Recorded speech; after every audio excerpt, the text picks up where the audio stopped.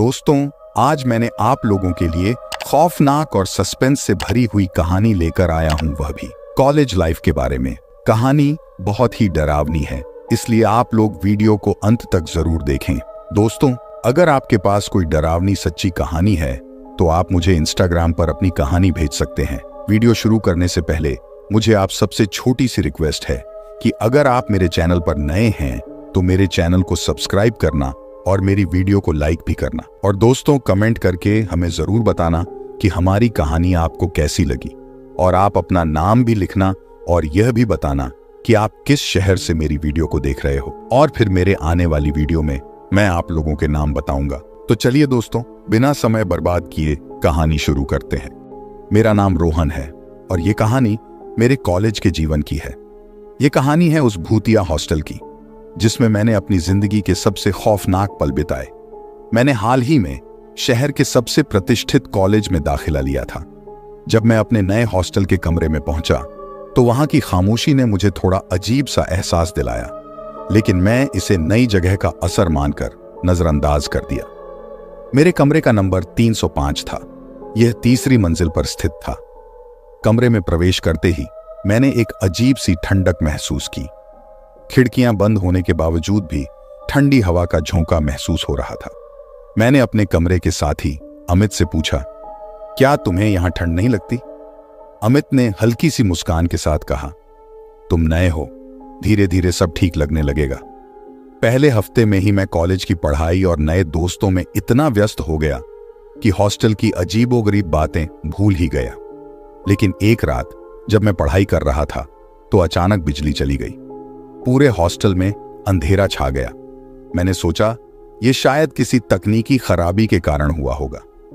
मैंने अमित को देखा जो खिड़की के पास खड़ा होकर बाहर देख रहा था।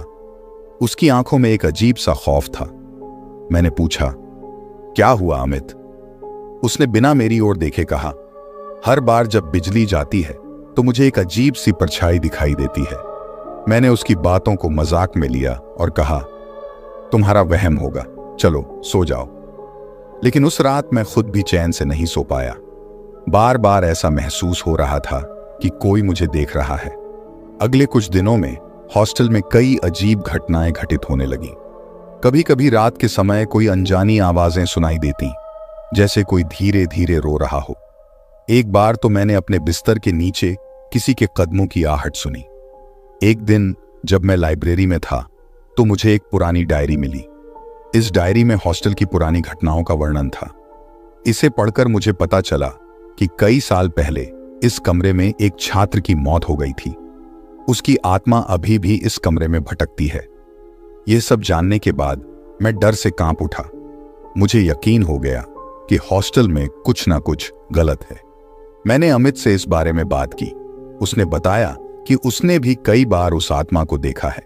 हमने सोचा कि हमें इस बारे में किसी से बात करनी चाहिए। हमने वार्डन को सब कुछ बताया, लेकिन उन्होंने हमारी बातों को बेवकूफी समझकर नजरअंदाज कर दिया। लेकिन हमारे साथ जो होने वाला था वह सचमुच भयानक था। एक रात जब हम दोनों सो रहे थे, अचानक दरवाजे पर जोर जोर से खटखटाहट होने लगी। हमने डर के मारे दरवाजा नहीं खोला। तभी खिड़की से एक अजीब सी परछाई अंदर आई। वह परछाई धीरे धीरे हमारे बिस्तर के पास आकर रुक गई। उसकी आंखें खून की तरह लाल थीं। हम दोनों चिल्लाने लगे, लेकिन हमारी आवाज किसी ने नहीं सुनी। वह परछाई हमारी ओर बढ़ने लगी। अचानक बिजली आ गई और वह गायब हो गई। अगले दिन हमने तुरंत हॉस्टल छोड़ने का निर्णय लिया। हम दोनों अब भी उस खौफनाक रात को याद करते हैं और कांप उठते हैं। यह कहानी सच है, और अगर आप इस कॉलेज के हॉस्टल में जाने की सोच रहे हैं तो सोच समझकर ही फैसला लें। वहां कुछ ना कुछ अजीब जरूर है जो आपको चैन से नहीं रहने देगा। हमारे हॉस्टल छोड़ने के बाद भी वो भयानक यादें हमें चैन से नहीं रहने दे रही थीं। हम दोनों ने नया हॉस्टल ढूंढ लिया और वहां रहने लगे, लेकिन उस कमरे की खौफनाक घटनाएं हमें अक्सर परेशान करती थीं। नए हॉस्टल में हमने अपने सहपाठियों से बातचीत की और उन्हें अपने अनुभव के बारे में बताया। उनमें से एक, अजय, ने कहा, मैंने भी उस हॉस्टल के बारे में सुना है। कहते हैं कि वहां कुछ अजीब होता है, लेकिन किसी ने कभी इस पर विश्वास नहीं किया। उसने हमें कुछ और कहानियां भी सुनाई जो हमारे अनुभव से मेल खाती थीं। एक छात्र ने वहां आत्महत्या कर ली थी और तब से वह जगह भूतिया मानी जाती थी। अजय ने कहा, मेरे पास एक दोस्त है जो इन सब चीजों में विश्वास करता है और इन पर रिसर्च करता है। हमें उससे मिलना चाहिए। हमने अजय के दोस्त विक्रम से मिलने का फैसला किया। विक्रम ने हमें बताया कि उस हॉस्टल में एक अनजान आत्मा की मौजूदगी का शक है। उसने सुझाव दिया कि हम वहां जाकर कुछ धार्मिक अनुष्ठान कर सकते हैं जिससे आत्मा को शांति मिले। हमने काफी सोचा और फिर उस हॉस्टल में वापस जाने का निर्णय लिया। यह डरावना था, लेकिन हम चाहते थे कि उस आत्मा को शांति मिले और वहां रहने वाले छात्रों को कोई परेशानी ना हो। विक्रम ने हमें बताया कि हमें कमरे के हर कोने में दीप जलाने होंगे और हनुमान चालीसा का पाठ करना होगा। हमने सब कुछ तैयार किया और एक रात हॉस्टल में वापस गए। जब हम कमरे में पहुंचे तो वहां की ठंडक और खामोशी अब भी वहीं थी। हमने दीप जलाए और हनुमान चालीसा का पाठ शुरू किया। जैसे जैसे पाठ आगे बढ़ता गया, हमने कमरे में कुछ हलचल महसूस की। अचानक एक तेज हवा का झोंका आया और सारे दीप बुझ गए। विक्रम ने कहा, डरो मत, बस पाठ जारी रखो। हमने अपनी हिम्मत जुटाई और फिर से दीप जलाए। इस बार हम पूरे मन से पाठ करने लगे। थोड़ी देर बाद हमने महसूस किया कि कमरे की ठंडक कम हो रही है और हवा शांत हो रही है। जब पाठ समाप्त हुआ तो हमने देखा कि वह अजीब परछाई अब नजर नहीं आ रही थी। ऐसा लगा कि आत्मा को शांति मिल गई हो। हमने राहत की सांस ली और कमरे से बाहर आ गए। विक्रम ने कहा, मुझे लगता है कि आत्मा को शांति मिल गई है। अब यह कमरा सुरक्षित है। हमने वार्डन को भी यह बात बताई और उन्होंने हमें धन्यवाद दिया। उस दिन के बाद हमने फिर कभी उस कमरे में कोई अजीब घटना नहीं सुनी। हमने अपनी पढ़ाई पूरी की और कॉलेज की जिंदगी का आनंद लिया। लेकिन आज भी जब हम तीनों मिलते हैं तो उस भयानक रात की बात जरूर होती है। हम कभी नहीं भूल सकते कि हमने कैसे एक आत्मा को शांति दिलाने की कोशिश की और उसे सफलतापूर्वक पूरा किया। यह कहानी हमें हमेशा याद दिलाती है कि कभी कभी कुछ चीजें हमारी समझ से परे होती हैं, लेकिन अगर हम हिम्मत और धैर्य से काम लें तो हम किसी भी मुश्किल का सामना कर सकते हैं। कॉलेज की पढ़ाई खत्म होने के बाद हम अपने अपने रास्ते चल दिए। अमित ने एमबीए करने का फैसला किया, अजय ने नौकरी कर ली और मैं, रोहन ने रिसर्च में करियर बनाने का सोचा। लेकिन विक्रम से हमारा संपर्क बना रहा क्योंकि वह रहस्यमय घटनाओं में बहुत रुचि रखता था और हमारी दोस्ती गहरी हो गई थी। विक्रम ने एक दिन मुझे फोन किया और कहा, रोहन, मैं एक नई जगह के बारे में जानने निकला हूं, क्या तुम मेरे साथ आना चाहोगे? मैंने तुरंत हां कर दी। हमें रहस्यमय घटनाओं में अब दिलचस्पी आने लगी थी। विक्रम ने बताया कि उसे एक पुराने मंदिर के बारे में पता चला है जो एक घने जंगल के बीच में है। वहां कुछ अजीब घटनाएं होती हैं और स्थानीय लोग उस जगह को भूतिया मानते हैं। हम दोनों ने वहां जाने का फैसला किया। रास्ते में विक्रम ने बताया, इस मंदिर के बारे में कहा जाता है कि वहां एक पंडित की आत्मा भटकती है। उसकी मृत्यु अचानक हो गई थी और लोग मानते हैं कि उसकी आत्मा अभी भी शांति नहीं पा सकी है। हमारे पास टॉर्च, कैमरा और कुछ धार्मिक अनुष्ठानों की सामग्री थी। जब हम वहां पहुंचे तो अंधेरा घिरने लगा था। मंदिर बहुत ही पुराना और जर्जर हालत में था। वहां की खामोशी ने हमें फिर वही डरावनी यादें ताजा कर दी जो हमने हॉस्टल में अनुभव की थी। हमने मंदिर के अंदर प्रवेश किया। चारों तरफ धूल और जाले लगे थे। विक्रम ने कहा, हमें पंडित जी की आत्मा को शांति देने के लिए यहां दीप जलाने होंगे और मंत्रों का पाठ करना होगा। हमने दीप जलाए और पाठ शुरू किया। जैसे जैसे रात गहरी होती गई, हम दोनों ने महसूस किया कि कुछ अजीब हो रहा है। मंदिर के अंदर अचानक एक ठंडी हवा चलने लगी। टॉर्च की रोशनी कम होती गई और हमने देखा कि एक परछाई हमारे पास आ रही है। वह परछाई धीरे धीरे स्पष्ट होने लगी और हमें एक बूढ़े पंडित की आकृति नजर आई। उसकी आंखों में दर्द और करुणा थी। विक्रम ने तुरंत पाठ को तेज कर दिया और मैं भी उसे दोहराने लगा। अचानक पंडित की आत्मा जोर से चिल्लाई, मुझे शांति चाहिए। उसकी आवाज इतनी दर्द भरी थी कि हमारे रोंगटे खड़े हो गए। विक्रम ने हिम्मत जुटाकर कहा, पंडित जी, हम आपकी आत्मा को शांति देने आए हैं, कृपया हमें मार्गदर्शन दें। आत्मा ने धीरे धीरे शांत होकर कहा, यहां एक जगह है जहां मेरी अस्थियां रखी हैं। उन्हें विधिवत तरीके से विसर्जित करो, तभी मैं शांति पा सकूंगा। हमने पंडित जी की आत्मा के निर्देशानुसार उनकी अस्थियों को खोजा और विसर्जित किया। जैसे ही हमने यह काम पूरा किया, हमें महसूस हुआ कि मंदिर के अंदर की ठंडक कम हो रही है और पंडित की आत्मा धीरे धीरे गायब हो गई। उस रात के बाद हम दोनों को लगा कि हमने एक और आत्मा को शांति दी है। यह अनुभव हमारे लिए अविस्मरणीय था। हम जानते थे कि ऐसी घटनाएं रहस्यमय होती हैं, लेकिन उनमें छुपी करुणा और वेदना को समझना भी जरूरी है। इस अनुभव के बाद विक्रम ने अपने रिसर्च को और आगे बढ़ाने का फैसला किया और मैं भी उसके साथ जुड़ गया। हम दोनों ने मिलकर कई और रहस्यमय घटनाओं की जांच की और कई आत्माओं को शांति दिलाई। हमारी यह यात्रा अभी भी जारी है और हमें हर नई कहानी में कुछ नया सीखने को मिलता है। शायद यही कारण है कि हम इंसान चाहे कितने भी डर जाएं, लेकिन रहस्यों को जानने की लालसा हमें हमेशा आगे बढ़ाती रहती है। हमने कई रहस्यमय घटनाओं का पता लगाया और कई आत्माओं को शांति दी, लेकिन जो अनुभव हमें सबसे ज्यादा याद रहा वह था हमारे कॉलेज के पास एक पुरानी हवेली का। यह हवेली हमेशा से ही अजीब घटनाओं के लिए जानी जाती थी और स्थानीय लोग इससे दूरी बनाकर रखते थे। एक दिन विक्रम ने मुझसे कहा, रोहन, हमें उस पुरानी हवेली की जांच करनी चाहिए, वहां कुछ अनसुलझे रहस्य हो सकते हैं। मैंने सहमति जताई और हम दोनों ने वहां जाने की तैयारी की। रात का समय चुना क्योंकि हवेली दिन में बंद रहती थी और रात को ही वहां अजीब घटनाएं होती थी। हवेली के बारे में कहा जाता था कि वहां एक अमीर व्यापारी की हत्या हुई थी और उसकी आत्मा वहां भटकती रहती है। हम जब हवेली पहुंचे तो उसकी हालत बहुत जर्जर थी। दीवारों पर दरारें थीं, खिड़कियां टूटी हुई थीं और चारों तरफ जंगली पौधे उग आए थे। हवेली के अंदर प्रवेश करते ही हमें एक अजीब सी बदबू आई, जैसे कि वहां कोई चीज सड़ रही हो। हमने टॉर्च की रोशनी में हवेली का निरीक्षण शुरू किया। हर कोने में धूल और जाले लगे थे। विक्रम ने कहा, हमें व्यापारी की आत्मा को शांति देने के लिए उसके हत्या के स्थान पर जाना होगा।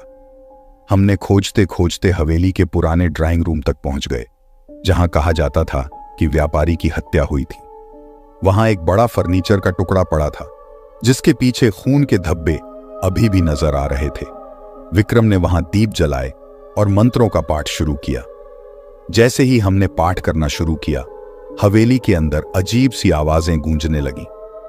हमने दरवाजों के खुद ब खुद खुलने और बंद होने की आवाजें सुनी। अचानक एक ठंडी हवा का झोंका आया और हमने देखा कि एक अंधेरी परछाई हमारे सामने खड़ी थी। यह व्यापारी की आत्मा थी। उसकी आंखों में गुस्सा और दर्द था।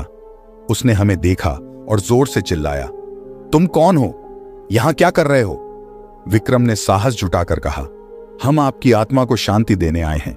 कृपया हमें बताएं कि आपको क्या चाहिए। आत्मा ने कहा, मुझे धोखे से मारा गया था। मेरी हत्या का बदला नहीं लिया गया। मुझे तब तक शांति नहीं मिलेगी जब तक कि सच्चाई सबके सामने नहीं आती। हमने आत्मा से और जानकारी मांगी। उसने हमें बताया कि उसकी हत्या उसके ही एक करीबी दोस्त ने की थी, जो उसकी संपत्ति हड़पना चाहता था। लेकिन हत्या के बाद किसी ने भी सच्चाई नहीं जान पाई और वह दोस्त अब भी आजाद घूम रहा है। हमने फैसला किया कि हम इस मामले की तह तक जाएंगे और सच्चाई सबके सामने लाएंगे। हमने स्थानीय पुलिस और प्रशासन से संपर्क किया और उनके साथ मिलकर इस केस की जांच शुरू की। कई हफ्तों की मेहनत के बाद हमें उस दोस्त के खिलाफ ठोस सबूत मिले और उसे गिरफ्तार कर लिया गया। जब आत्मा को यह खबर मिली तो वह धीरे धीरे शांत हो गई। हमने फिर से हवेली में दीप जलाए और अंतिम बार मंत्रों का पाठ किया। इस बार हवेली की खामोशी में एक अजीब सी शांति थी। व्यापारी की आत्मा ने हमें धन्यवाद दिया और धीरे धीरे हवेली से गायब हो गई। हमें ऐसा महसूस हुआ जैसे हमने एक बड़ा बोझ उतार दिया हो। इस घटना के बाद हमें यह एहसास हुआ कि हमारी कोशिशें केवल रहस्यमय घटनाओं को सुलझाने तक सीमित नहीं थीं, बल्कि हम उन आत्माओं को भी शांति दिला रहे थे जो न्याय की तलाश में थीं। हमारी यात्रा यहीं खत्म नहीं हुई।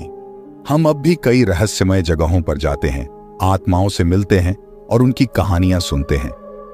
हर नई कहानी हमें कुछ नया सिखाती है और हमें यह एहसास दिलाती है कि हम सभी के भीतर एक जुड़ाव है, जो हमें एक दूसरे से जोड़ता है, चाहे हम इस दुनिया में हों या किसी और दुनिया में। इस तरह विक्रम और मैंने अपने जीवन को इन रहस्यमय घटनाओं और आत्माओं की कहानियों को समझने और सुलझाने में समर्पित कर दिया। हमने यह जाना कि सच्चा साहस वही है जो हमें अपने डर का सामना करने और दूसरों की मदद करने के लिए प्रेरित करता है। हमारी यह कहानी अब भी जारी है और हर दिन हमें कुछ नया और रोमांचक सिखाने आता है। शायद एक दिन हम सभी रहस्यों को सुलझा पाएंगे, लेकिन तब तक हमारी यात्रा और खोज जारी रहेगी। मेरा नाम अमित है और मैं दिल्ली विश्वविद्यालय में एक आम छात्र हूं। मेरी कहानी एक डरावनी रात की है जो मेरे जीवन की सबसे भयानक रात बन गई। यह कहानी हॉस्टल के कमरे नंबर 13 से शुरू होती है। मैं और मेरे 3 दोस्त राज, सुमित और विक्रांत उस कमरे में रहते थे। हमारे हॉस्टल में कई कहानियां मशहूर थीं, लेकिन हम उन्हें मजाक समझते थे। एक दिन हमें पता चला कि कमरे नंबर 13 के बारे में भी एक कहानी है। कहते हैं कि इस कमरे में एक लड़की की आत्मा भटकती है जो कई साल पहले यहां मरी थी। हम सब ने इसे हंसी में उड़ा दिया और अपने रोजमर्रा के कामों में लग गए। एक रात जब हम चारों दोस्त पढ़ाई कर रहे थे, बिजली अचानक चली गई। कमरे में अंधेरा छा गया और सिर्फ मोबाइल की फ्लैशलाइट ही बची। हम सब ने सोचा कि यह बस एक सामान्य बिजली कटौती है, लेकिन फिर हमें दरवाजे पर किसी के खटखटाने की आवाज सुनाई दी। राज ने दरवाजा खोला, लेकिन बाहर कोई नहीं था। उसने सोचा कि कोई मजाक कर रहा होगा और दरवाजा बंद कर दिया। थोड़ी देर बाद हमें एक अजीब सी ठंडक महसूस हुई। ये जुलाई का महीना था और इतनी ठंड असामान्य थी।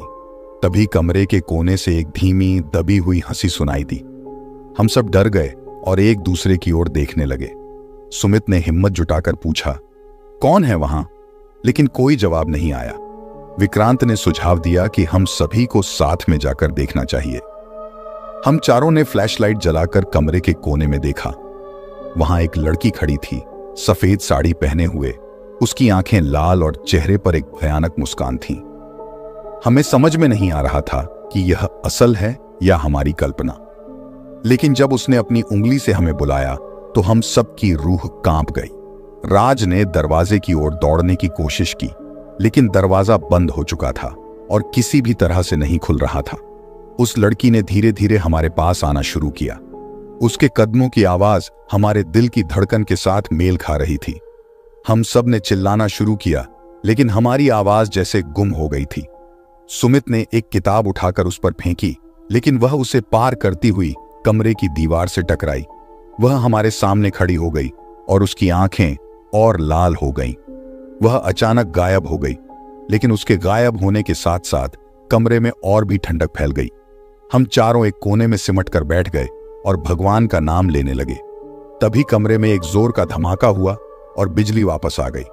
कमरे में सब कुछ सामान्य लगने लगा, लेकिन हम जानते थे कि जो हुआ था वह किसी बुरे सपने से कम नहीं था। अगली सुबह हम सबने तय किया कि हमें इस बारे में वार्डन को बताना चाहिए। हमने जाकर उन्हें पूरी कहानी सुनाई। उन्होंने बताया कि कई साल पहले इस कमरे में एक लड़की रहती थी जिसने खुदकुशी कर ली थी। तब से इस कमरे को बंद कर दिया गया था, लेकिन इस साल ज्यादा छात्रों के कारण इसे फिर से खोलना पड़ा था। हमने तुरंत उस कमरे को छोड़ने का फैसला किया और एक नया कमरा मांगा, लेकिन उस भयानक रात की यादें कभी हमारे दिलों से नहीं मिट सकी। हमें एहसास हुआ कि कुछ कहानियां सच में डरावनी होती हैं और कभी-कभी वे हमारी कल्पना से भी परे होती हैं। आज भी जब मैं उस हॉस्टल के सामने से गुजरता हूं तो मुझे उस रात की याद आ जाती है और एक अजीब सी सिहरन मेरे शरीर में दौड़ जाती है।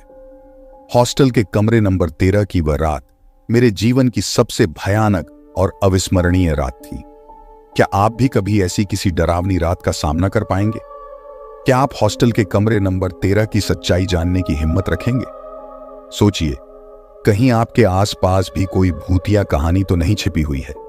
जब हमने उस कमरे को छोड़कर नया कमरा लिया तो हमने सोचा कि अब सब कुछ ठीक हो जाएगा, लेकिन वह डरावनी रात हमारी यादों में हमेशा के लिए बसी रही।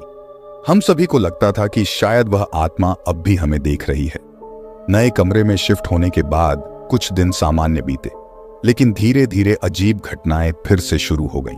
कभी कभी रात के समय जब हम सब सो रहे होते तो अचानक हमें महसूस होता कि कोई हमारे बिस्तर के पास खड़ा है। हमारी नींद टूट जाती, लेकिन जब हम उठकर देखते तो वहां कोई नहीं होता। एक रात राज ने सपने में देखा कि वह वही लड़की फिर से हमारे कमरे में आ गई है। उसने देखा कि वह उसके पास आ रही है और उसके कान में कुछ कह रही है। सुबह जब राज उठा तो वह बहुत डरा हुआ था और उसने हमें अपने सपने के बारे में बताया। हम सब ने उसे शांत करने की कोशिश की, लेकिन उसके चेहरे की डरावनी स्थिति ने हमें भी बेचैन कर दिया। कुछ दिनों बाद हॉस्टल में एक नया छात्र आया जिसका नाम मनीष था। उसे हमारे पुराने कमरे नंबर 13 में रहने को कहा गया। हम उसे चेतावनी देना चाहते थे, लेकिन सोचकर रुक गए कि कहीं वह हमें पागल न समझे। मनीष हमारे ग्रुप में शामिल हो गया और हम सब अच्छे दोस्त बन गए। लेकिन फिर वही घटना दोहराई गई।